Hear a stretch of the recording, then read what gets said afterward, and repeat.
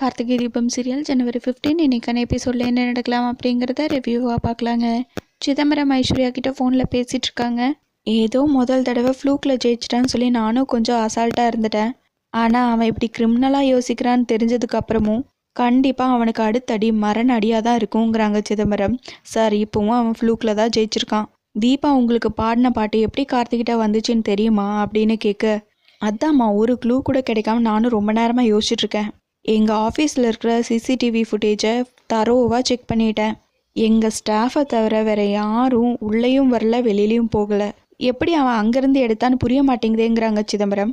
உங்கள் ஸ்டாஃபை தவிர வேறு யாருமே வரலன்னு சொல்லும்போதே உங்களுக்கு தெரியலையா சார் அப்படின்னு ஐஸ்வர்யா சொல்ல, என்ன என் ஸ்டாஃப் தான் இந்த மாதிரி வேலையெல்லாம் பண்ணியிருப்பாங்கன்னு சொல்கிறியா அப்படின்னு கேட்கவும், ஏன் சார் உங்கள் ஸ்டாஃப் மேலே அவ்வளோ நம்பிக்கையா அப்படின்னு கேட்க, என் ஸ்டாஃப் மேலே எனக்கு இருக்கிற நம்பிக்கையை விட அவங்களுக்கு என் மேலே இருக்கிற பயம் அதிகம்.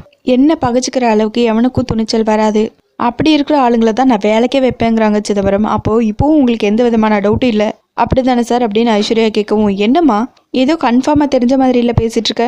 யாருமா யார் இந்த வேலையை பண்ணதுங்கிறாங்க சிதம்பரம். உங்கள் ஆஃபீஸில் இருக்கிற சவுண்ட் இன்ஜினியர் தான் சார் அப்படின்னு சொல்லிட்டு நடந்த எல்லா விஷயத்தையும் அப்படியே சிதம்பரத்துக்கிட்ட சொல்கிறாங்க. துரோகிங்கிறாங்க சிதம்பரம். சார் இப்போ புரியுதா? கார்த்தி பெருசாலாம் எதுவுமே பண்ணல. தீபா யதார்த்தமாக சவுண்ட் இன்ஜினியரோட பொண்டாட்டி பிள்ளையை காப்பாற்ற போய் அதனால் ஃப்ளூக்கில் கிடைச்ச ஹெல்ப்பை வச்சு தான் கார்த்தி சுதாரிச்சிட்டான். ஆக்சுவலாக பல்லவி வந்து உங்களுக்கு பாடிட்டான்னு தெரிஞ்சதுமே அப்படியே வாழ்க்கையே போன மாதிரி அப்செட் ஆகி விட்டதை பார்த்துட்டு உட்காந்துட்டு இருந்தான். இப்போ நீங்கள் சூட்டோட சூடாக அடுத்தடி அவனுக்கு கொடுத்தீங்கன்னா மொத்தமாக சரிஞ்சிருவான். நீங்கள் தைரியமாக இருங்கங்கிறாங்க ஐஸ்வர்யா. தைரியத்துக்கெல்லாம் எனக்கு என்ன குறை. முதல்ல சவுண்ட் இன்ஜினியர் சம்பவத்தை முடிச்சுட்டு அடுத்து பல்லவிக்கு மங்களம் பாடிட்டு அடுத்து கார்த்தியை கதற விடுறேன், வச்சிரவா அப்படின்னு சிதம்பரம் கேட்கவும், அடுத்து கார்த்தியை கதற விடுறேன் வச்சிரவா அப்படின்னு சிதம்பரம் கேட்கவும், சரிங்க சார், எதா இருந்தாலும் நான் சொன்ன மாதிரி சூட்டோட சூடாக பண்ணி விடுங்க சார் அப்படின்னு சொல்ல, கண்டிப்பா நான் தான் அடுத்த சவால் விட்டுருக்கேன்ல, அந்த பையன் ஜெயிச்சாலும் தோத்தாலும் சங்கு தான். உயிர் இருந்தாலும் பணத்துக்கு சமமாக தான் நடமாடுவான். எப்போ எதை ரிவீல் பண்ணமோ அப்போ அதை கச்சிதமாக பண்ணுற, நீ வச்சிருமாங்கிறாங்க சிதம்பரம். டேய் சம்பத், என் மேலே இருக்கிற பயத்தை விட உன் பொண்டாட்டி புள்ள மேலே இருக்கிற பாசம் அதிகமாக இருக்குல்ல. என்கிட்ட வேலை பார்த்தா எனக்கு எதிரான எந்த உணர்ச்சி இருக்கக்கூடாதுடா சார். உணர்ச்சி பட்டுட்டே இரு வரேன் அப்படின்னு சொல்லிட்டு சிதம்பரம் சவுண்ட் இன்ஜினியர் பற்றி தனக்கு தானே பேசிட்டு இருக்காங்க. இன்னொரு பக்கம் அருண் மூவி பார்த்துட்டு இருக்காங்க. ஐஸ்வர்யா அதை பார்த்து செம்ம டென்ஷன் ஆகுறாங்க. இவனுக்காக யோசிச்சு நான் என்னெல்லாம் பண்ணிட்டு இருக்கேன், இவனை பாரு நேரத்துக்கு நேரம் சோறு கிடைச்சா போதும்னு மாதிரி எதை பற்றியும் அழட்டிக்காம மொபைலில் மூவி பார்த்துட்டு இருக்கான் அப்படின்னு யோசிச்சுக்கிட்டு ஐஸ்வர்யா அருண் பக்கத்தில் வராங்க. என்னவே டெரரா பார்த்துட்டு இருக்கா அப்படின்னு சொல்லிட்டு யோசிச்சுக்கிட்டே திரும்பவும் ஃபோனையே பார்க்குறாங்க அருண். முதல்ல அந்த மொபைல் ஆஃப் பண்ணுங்கிறாங்க. ஏன் எதுக்கு அப்படின்னு சொல்லி கேட்கவும் டக்குன்னு ஐஸ்வர்யாவே ஃபோனை வாங்கி ஆஃப் பண்ணிடுறாங்க. இப்போ மொபைல் ஆஃப் பண்ணிட்டு உன் ஸ்பீக்கரும் ஆன் பண்ண போற அதானேங்கிறாங்க அருண்.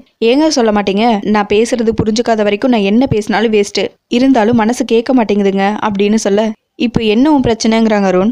ஏங்க அன்னைக்கு ரெசார்ட் விஷயத்தில் உங்கள் அம்மாவை எதிர்த்து பேசிட்டேன்னு சொல்லி ரொம்ப ஃபீல் பண்ணிட்டு இருந்தீங்களே, உங்கள் அம்மா பார்ச்சாலிட்டியெல்லாம் பார்க்க மாட்டாங்கன்னு சொல்லி மாமாவை வக்காலத்து வாங்கினாங்களே, இப்போ அந்த மும்பை கான்ட்ராக்ட் விஷயத்தில் எப்படி நடந்துக்கிட்டாங்கன்னு பார்த்தீங்களே, உலகமே அவங்க காலடியில் வந்துட்ட மாதிரி எப்படி எக்ஸைட் ஆகுறாங்கன்னு பார்த்தீங்களே அப்படின்னு ஐஸ்வர்யா சொல்ல, கார்த்தி இந்த கான்ட்ராக்டில் ஜெயிச்சிட்டானோடனே நானும் தான் ரொம்பவே ஹாப்பியாக இருந்தேன். இப்போ இதில் என்ன எங்கள் அம்மா பார்ச்சாலிட்டி பார்த்துட்டாங்க, நான் ஜெயிச்சாலும் எங்கள் அம்மா இப்படி தான் சந்தோஷப்படுவாங்க அப்படின்னு சொல்ல, சந்தோஷப்படுவாங்க தான், நான் இல்லைன்னால சொல்ல. ஆனால் இதே மாதிரி ஒரு சுச்சுவேஷன் அன்னைக்கு கான்ட்ராக்ட் கையை விட்டு போகும்போது அந்த பல்லவி துரோகம் பண்ணிட்டான்னு சொல்லி உங்கள் அம்மா எப்படியெல்லாம் பையனுக்காக பொங்கி உருகி பேசினாங்க.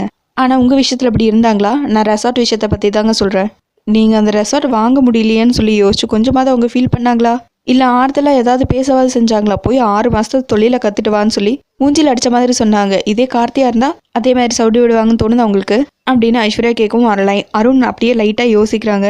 ஐஸ்வர்யா, அருண் யோசிக்கிறாண்டி, அப்படியே விடாத, லைட்டாக சாவியை ஏற்று அப்படின்னு மனசுக்குள்ளேயே யோசிச்சு இப்போவாவது சுதாரிச்சுக்கோங்க. அம்மா வேலை பாசம் இருக்க வேண்டியதுதான், ஆனால் கண்மூடித்தனமாக நம்பிட்டு இருக்காதீங்க. உங்கள் அம்மா சொல்கிறத கேட்குற மாதிரி காட்டிக்குவாரு தவிர ஆனால் அவர் என்ன நினைக்கிறாரோ அதை சாதிச்சுக்குவாரு. நீங்களும் அதே மாதிரி இருந்து பழைக்க பாருங்க. ரெசார்ட் ஓனர் அருண் இப்படி சொல்லும் போதே எவ்வளோ நல்லா இருக்கு பார்த்தீங்களா? நீங்கள் இந்த விஷயத்த கொஞ்சம் சீரியஸாக எடுத்துக்கோங்க. என்னை விட உங்களோட நல்லதை பற்றி யார் யோசிச்சிட முடியும்? நான் பேசுறதுல இருக்கிற நியாயம் உங்களுக்கு புரியுதா இல்லையா? அப்போ அத்தைக்கிட்ட ரெசார்ட் விஷயத்தை பற்றி மறுபடியும் பேசுகிறீங்களா அப்படின்னு ஐஸ்வர்யா கேட்கவும், கண்டிப்பாக பேசுகிறேங்கிறாங்க அருண். சரி இந்தாங்க நீங்கள் மூவி பாருங்கள், நான் போய் உங்களுக்கு காஃபி எடுத்துகிட்டு வரேன் அப்படின்னு சொல்லிட்டு மொபைலை திரும்பவும் அருண் கையில் கொடுத்துட்டு அங்கேருந்து ஐஸ்வர்யா ரொம்பவே ஹாப்பியாக போகிறாங்க.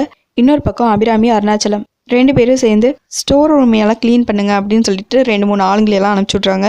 அவங்களும் வேலையை பார்க்கறதுக்காக அங்கேருந்து கிளம்பிடுறாங்க. அதுக்கப்புறம் அபிராமி அருணாச்சலம் 2 பேரும் உட்காந்து கொஞ்ச நேரம் பேசிட்டு இருக்காங்க. வேலை செய்யறதுல ஒருத்தர் மட்டும் எடுத்துட்டு வந்து திங்ஸ் அப்படியே கீழே போட்டுறாரு தெரியாம. அதை பார்த்ததுமே டக்குன்னு அபிராமி எந்திரிச்சு பார்த்துங்கிறாங்க. அப்படியே மயங்கி அப்படியே சோஃபால உட்காந்துடுறாங்க. அருணாச்சலம் நாச்சியான்னு கத்தவும் கார்த்தி ஓடி வந்துடுறாங்க. மீதி இருக்கிற எல்லாரும் ஓடி வராங்க. என்னாச்சுன்னு கேட்டுட்டு அபிராமி முகத்துல தண்ணியை தெளிச்சு என்ன ஆச்சு அப்படின்னு கேட்கவும் ஒன்றும் இல்லை, நான் நல்லா தான் இருக்கேங்கிறாங்க. இப்படி ஏதான்ப்பா இவ குடும்பத்தை பத்தி ஏதா கவலை, சரியா சாப்பிட்றதே இல்லை அப்படின்னு அருணாச்சலம் சொல்லவும் ஏமா இப்படி பண்றீங்கிறாங்க கார்த்தி. அதெல்லாம் ஒன்றும் இல்லைப்பா அப்படின்னு சொல்லிட்டு பார்க்குறாங்க. வேலை செய்ய போனவங்களாம் திரும்பவும் அங்கே வந்து நின்று அம்மாக்கு என்னமோ ஆயிடுச்சு அப்படின்னு சொல்லிட்டு நின்றுட்டு இருக்காங்க. எனக்கு ஒன்றும் இல்லை, நீங்கள் போய் எங்கள் வேலையை பாருங்க, நானும் வர இருங்க அப்படின்னு சொல்லிட்டு அபிராமி எந்திரிக்கவும் எங்கே போகிற நாச்சியா, நீ முதல்ல ரெஸ்ட் எடு. மீனாட்சி நீ முதல்ல அத்தையை ரூமுக்கு கூட்டிகிட்டு போ, கொஞ்ச நேரம் தூங்கட்டும் அப்படின்னு சொல்லவும் இல்லைங்க எனக்கு எந்த பிரச்சனையும் இல்லை அப்படின்னு அபிராமி சொல்ல நீ சரியாக சாப்பிட்றதே இல்லைங்கிறாங்க அருணாச்சலம். சரிங்க இனிமேல் ஒழுங்காக கரெக்டாக டைமுக்கு சாப்பிட்டுக்கிறேங்கிறாங்க அபிராமி.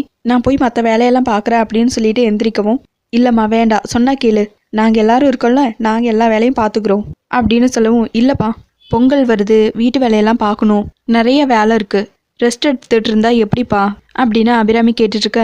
சரி எங்களை விட 3 மருமகங்க இருக்காங்கல்ல, அவங்க கையில் இந்த பொறுப்பை ஒப்படைச்சிரு, அவங்க பார்க்கட்டுமே, அவங்களும் எப்போ தான் இதெல்லாம் கற்றுக்கிறது, நம்மளே எவ்வளோ நாளைக்கு தான் இதெல்லாம் பார்க்க முடியுங்கிறாங்க அருணாச்சலம். அபிராமி பொறுப்பை கொடுக்க அப்படியே யோசிச்சுட்டே இருக்காங்க. அதுக்கப்புறம் எல்லாரும் பேசவும் சாவி கொத்த அப்படியே கீழே வைக்கிறாங்க அபிராமி. யாருக்கு விருப்பம் இருக்கோ அவங்க இந்த பொறுப்பை ஏற்றுக்கிட்டோம் அப்படின்னு சொல்ல ஆஃபீஸ் வேலையை கொடுத்தாவாச்சும் கெத்தா பண்ணலாம், இந்த வேலையெல்லாம் நமக்கு செட்டே ஆகாதுன்னு யோசிக்கிறாங்க ஐஸ்வர்யா. மீனாட்சி எப்படியாவது தீபாவை இந்த பொறுப்பை ஏற்றுக்க வைக்கணும் அப்படின்னு சொல்லிட்டு யோசிச்சுட்டு இருக்காங்க. தீபா தயங்கி நின்றுட்டு இருக்காங்க. என்னம்மா ஐஸ்வர்யா நீ தான் எல்லாத்துலேயும் முதல் ஆளாக வந்து நிற்ப, நீ இந்த பொறுப்பை எடுத்துக்கமா அப்படின்னு சொல்லவும் இல்லை மாமா அத்தை இருக்கும்போது இந்த சாவி குத்த நான் கையில் தொடவே மாட்டேன், இதெல்லாம் அத்தையே பார்த்துக்கிட்டோம், அத்தை பார்த்தா தான் கரெக்டாக இருக்கும் அப்படின்னு ஐஸ்வர்யா சொல்லிடுறாங்க.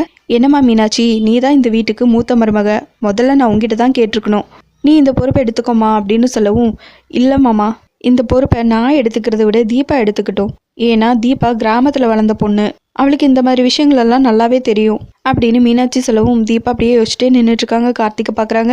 கார்த்திக் லைட்டாக அப்படியே தலையசைக்கவும் தீபா சிரிச்சுக்கிட்டே அப்படியே சாவி எடுக்கலான்னு போகிறாங்க. அதுக்குள்ளே அபிராமி டக்குன்னு சாவி எடுத்துறாங்க. எத்தனை பேத்துக்கிட்டே கெஞ்சிட்டே இருக்கிறது பார்த்தீங்களா, ஒரு பொறுப்பு எடுத்துக்க எவ்வளோ யோசிக்கிறாங்க, இதுக்காக தான் நான் சொன்னேன், மாற்றி 3 பேத்துக்கிட்டே கேட்டுகிட்டே இருக்கீங்க அப்படின்னு இந்த பொறுப்பை தீபா கிட்ட கொடுக்க விருப்பம் இல்லாமல் அபிராமி இப்படி பேசுகிறாங்க.